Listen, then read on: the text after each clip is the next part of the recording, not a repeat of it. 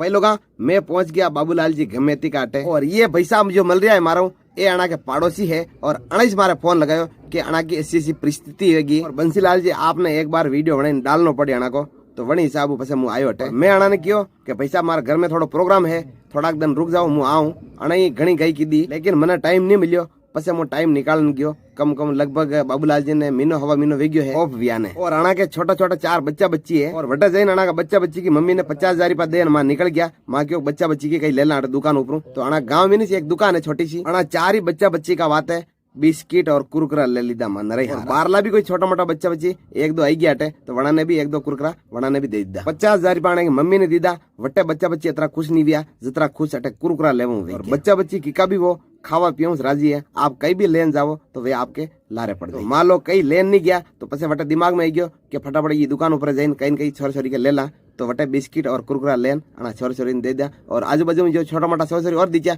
वड़ा ने भी कहो कि 1-2 कुरकुरा अणा ने भी दे दो ताकि वे भी वहां को भी मन पर जाए और माँ का गाँव 80 किलोमीटर वटे गया और वहाँ बासा ने माँ कियो तो वहाँ बासा कियो था गाँव का आजू बाजू में गाँव है वटे माँ के भी रिश्तेदार और वहाँ बासा छोटी मोटी बातचीत की दी और बासा कियो कि मुझे कभी आऊँ तो आप मलवाना जरूर आऊँ आपके गाँव और आप सब लोगों ने भी धन्यवाद है जो हमारा वीडियो आप पसंद